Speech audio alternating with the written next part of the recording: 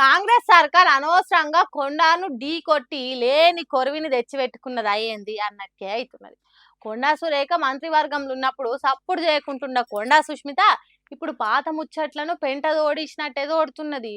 రేవంత్ రెడ్డి చేసిన రేవు తావులేని ముచ్చట్లు మొత్తం ముందటేస్తుంది. మమ్మల్ని ఏడిపిస్తాను మేము ఏం చేయాలి అడగాలన్నా మరి ఏం అడగాల లేకపోతే రేవంత్ రెడ్డి కాళ్ళు పట్టుకోవాలన్నా కాళ్ళు పట్టుకొని ఈ మాటలు మాట్లాడకండి అని మా అమ్మకి నేను చెప్పాలన్నా ఏం చెప్పాలండి. చాలా బాధాకరంగా ఉందని నేను మాట్లాడడానికి ఇలాంటి మాటలు మాట్లాడడం నేను నిజంగా చాలా బాధాకరంగా ఉంది. ఎందుకంటే మా అమ్మ ఫైర్ బ్రాండ్ అండి. ఫైర్ బ్రాండ్ అయి ఉండి ఇవాళ అతను ఎన్నిసార్లు కంటలో పెట్టినా నాకు తెలుసు. డాక్టర్ గా నాకు తెలుసు. ఎందుకమ్మా ఫైల్ ఇవ్వాలని నేను బోలమ్మా నా ఫైల్ ఇవ్వలేను ఆయన దగ్గర పోతే ఎట్లా పడతావు అట్లా మాట్లాడతారు అని ఉన్న మాటలు ఉన్నాయి. రేవంత్ రెడ్డి అండి ఏది పడితే మాట్లాడతాడండి ఆయన. మా అమ్మతోటి అసలు ఆయన చక్కగా మాట్లాడేదే ఉండదు. ఇష్టపడప్పుడు అండి అంటే బీసీలంటే అంత చులకన భావం ఎందుకండి. ఇన్నరా కొండా సురేఖతోని మాట్లాడటానికి ఇష్టపడేదట సీఎం రేవంత్ రెడ్డి. ఎన్నోసార్లు ఏడ్చిందట మంత్రి కొండా సురేఖ.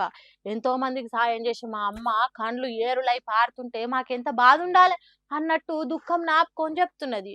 ఎప్పుడు ఏమన్నాడు, ఎందుకు ఏడ్చింది కొండా సురేఖ జర వివరంగా చెప్పని విలేకరులు అడిగితే, రేవంత్ రెడ్డి పక్కనున్న కలిగేకి హిందీలో ఎందుకే ఇంటికి రానియా ఏమన్నా అంటే ఏదో ఒకటి చెప్తుంది. 10 పిటిషన్లు పట్టుకొని వస్తుంది, 10 పనులు పట్టుకొని వస్తుంది. ఈ పని చేయంటది, ఆ పని చేయంటది, ఈ పని చేయంటది. మరి ఏడికి పోవాలండి? పని చేయొద్దా? ఎమ్మెల్యేలు మినిస్టర్లు పని చేయొద్దా? మా అమ్మ ఆ రోజు ఏడ్చిందండి. ఆ రోజు ఢిల్లీలో ఏడుస్తున్నప్పుడు పోయిన ఢిల్లీకి. హాగో అట్లా కించపరిచినట్టు మొక్క మీద కొట్టినట్టే మాట్లాడతాడట. ఆడబిడ్డ, ఓ బీసీ మహిళ అన్నిటిని దాటుకొని రాజకీయాలలో నిలదొక్కుని ఉండగలుగుతున్నదనే ఆలోచనే లేదు సీఎం రేవంత్ రెడ్డికి. ఏమైనా తన కాళ్ళ కింద చెప్పు తిరగ చూస్తాడన్నట్టు బాధపడుకుంటూ చెప్తున్నది. ఇదంతా మీ మీదనే ఎందుకు వేస్తున్నారు అని అడిగితే, బీసీలను నొక్కుతున్నారండి.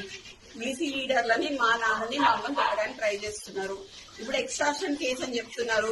ఎక్స్ట్రాక్షన్ కేసు అని చెప్పి వెనక్కి పిచ్చలని అంటగడుతున్నారు. ఈ అంటగట్టుడు ఏదో మా నాన్నకి ఆర్మ్స్ యాక్ట్ కింద మా నాన్నని తీసుకొద్దామని ట్రై చేస్తున్నారు. నాకు డౌట్. చెయ్యని తప్పులు మీదేసి నెత్తి నిండా కుళ్ళు కుతంత్రాలు పెట్టుకొని ఈ బీసీల తరపున మాట్లాడేటోళ్ళు లేకుండా చేద్దామనే ఎత్తులేస్తున్నారు. కానీ వాటిని చిత్తం చేస్తాం, ఎన్ని కష్టాలు వచ్చినా ఎదుర్కొంటాం అన్నట్టు మాట్లాడింది కొండా సుష్మిత. చూడాలి మరి ఏమైతుందో.